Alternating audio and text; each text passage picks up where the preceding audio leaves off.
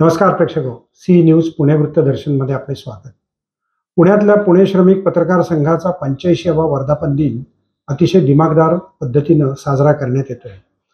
वर्षभरामध्ये पत्रकारांनी केलेली कामगिरी, त्यांना मिळालेली बक्षिसं, त्याचप्रमाणे खेळाच्या स्पर्धा, या सगळ्याचं पारितोषिक वितरण समारोह आणि संवाद हा नेहा पंडित ज्या मेट्रोचं काम पाहतात त्यांच्या उपस्थितीत मीनाक्षी गुरु आणि सुनीत भावे या पदाधिकाऱ्यांच्या उपस्थितीत हा कार्यक्रम साजरा करण्यात आला.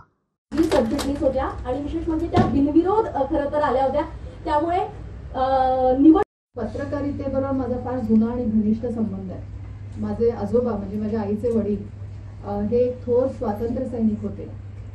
पूर्वी जेव्हा क्विट इंडिया मूवमेंट सुरू झालेली त्यावेळी त्यांनी एक साप्ताहिक सुरू केलेलं बेळगावात. आणि त्याची अशी एक गोष्ट आहे जी मला माझ्या आजीने सांगितलेली की जेव्हा त्यांनी हे साप्ताहिक सुरू केलं तेव्हा त्यांच्याकडे मशीन घ्यायला पैसे नव्हते. तर त्यावेळी त्यांच्या आईने आपले दागिने गहाण ठेवून त्यांना एक लेथ खरेदी करायला पैसे दिले आणि ती लेथ खरेदी करून अपार कष्ट काढून माझ्या आजोबांनी एक साप्ताहिक उभं केलं. पुढे हे साप्ताहिक एवढं लोकप्रिय झालं की मग त्याचं रूपांतर एका दैनिकात सुद्धा झालं. तो दैनिक अजूनही चाललाय आणि माझ्यासाठी अभिमानाची गोष्ट आहे की माझे मामा श्री किरण ठाकूर आज सुद्धा या विश्वात अतिशय सक्रिय आहेत आणि स्वतः एक गोल्ड मेडलिस्ट जर्नलिस्ट आहेत. त्यामुळे अशा कार्यक्रमाला येणं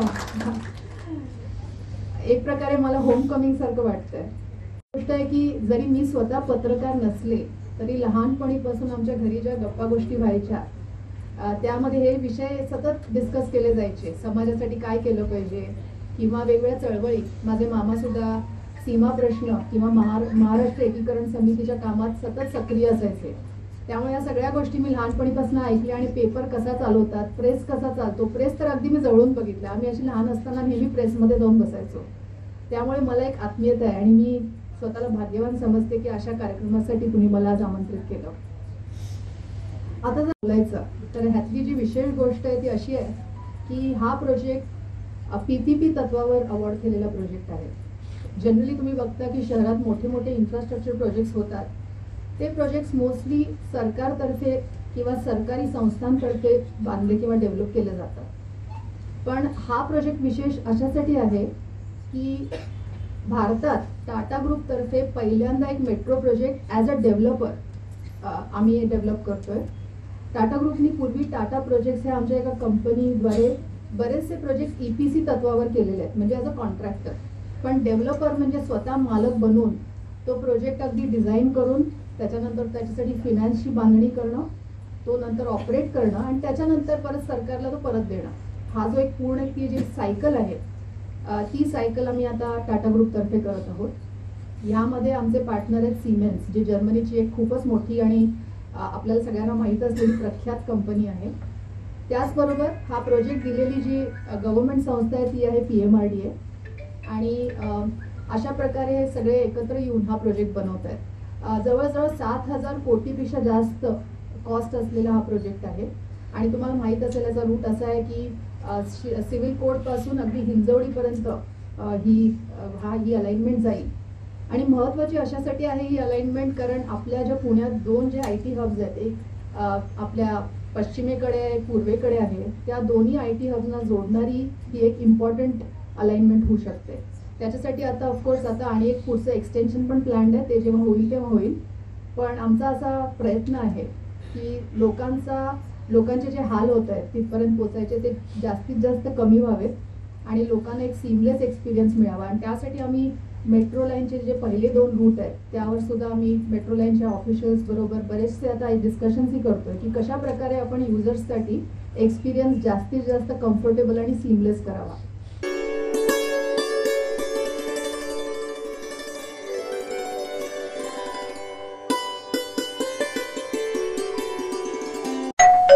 अहो उठा ना, ऑफिसला नाही का जायचं?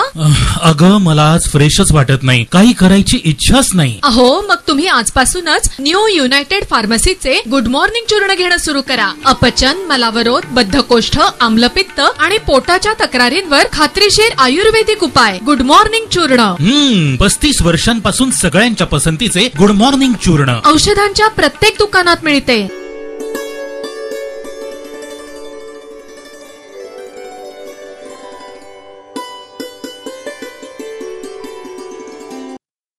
पुरीचे शंकराचार्य श्रीमद गुरु शंकराचार्य स्वामी निश्चलानंद यांनी आज पत्रकारांशी संवाद साधला आणि नेमकी भारतामधली हिंदूंची परिस्थिती काय आहे, कशी होणार आहे आणि कशी होती याविषयी त्यांनी केलेलं हे भाष्य. पगडर नहीं हो सकते नेता, मैं बार बार कह रहा हूँ. हाँ, भारतीय संविधान की 25वीं धारा के अनुसार जैन, बौद्ध, सिख, हिंदू परिभाषित किए गए थे. आरक्षण के लोभ में आकर के जैन, बौद्ध, सिखों ने अपने को अल्पसंख्यक घोषित कर दिया.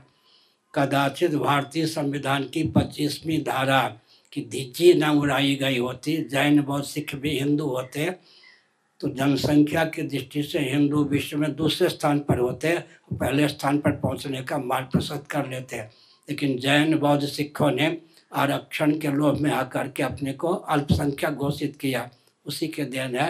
कम से कम भारतीय संविधान की 25वीं धारा का सम्मान इनको करना चाहिए था. यहीं से तो आवाज़ आई है. मोदी जी कह सकते हैं हिंदू राष्ट्र, नहीं कह सकते. संविधान की सीमा में नेता नहीं कह सकते. नरेंद्र मोदी जी से पूछिए कौन सा प्रांत है, महाराष्ट्र वालों से पूछिए. नरेंद्र मोदी सीधे हो हिंदू राष्ट्र कैसे घोषित करेंगे? लाचारी की स्थिति अलग बात. विकास का नाम लेते लेते अब हिंदुत्व के पक्षधर हो ही गए. विकास ने 4 खाने चित्त कर दिया. एक और नीतीश, एक और नायडू, 2 के कंधे पर हाथ रख के चलना पड़ा. राम जी की प्रतिष्ठा करके राम जी ने दम मारा. अयोध्या में भाजपा हारी, चित्रकूट में हारी, नासिक में हारी, रामेश्वरम में हारी, बीच में भी हारी. अनर्गल मर्यादित नहीं, अमर्यादित महत्वाकांक्षा की पूर्ति में तो 4 खाने चित्त हो ही गए.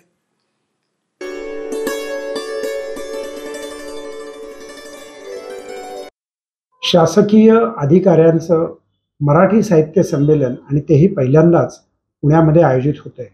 सुनील महाजन, शेखर गायकवाड आदी मान्यवर त्यामध्ये सहभागी तर आहेतच आणि शेखर गायकवाड हे संमेलनाचे अध्यक्ष झालेत. जाणून घेऊयात पत्रकार परिषदेमध्ये या कार्यक्रमाविषयी त्यांनी दिलेली माहिती. हा कन्सेप्ट जो आहे की साहित्य संमेलनाचा हा अतिशय असा उत्कृष्ट आहे. जवळजवळ राज्यामध्ये 18 ते 20 लाख एवढे अधिकारी कर्मचारी शासनाच्या विविध विभागात महापालिकेत कार्यरत असतात. जसं त्यांना जो अनुभव येतो आणि ते अनुभव काही वेगळे असतात, कारण का जवळजवळ एका अधिकाऱ्याच्या 30 वर्षाच्या सेवेमध्ये किमान तो 20 ठिकाणी तरी कुठं ना कुठं तरी त्याची पोस्टिंग असते. दर 2-3 वर्षानंतर त्याला वेगवेगळे अनुभव येतात आणि त्या अनुभवाचं कथन हे पुढच्या पिढीला निश्चित होईल या दृष्टिकोनातून ह्या साहित्य संमेलनाचा फायदा सर्वसामान्य जनतेला देखील होईल. पुणे शहरामध्ये जवळजवळ 1 लाखपेक्षा अधिक मुलं ते वेगवेगळ्या स्पर्धा परीक्षेचा अभ्यासाकरता असतात.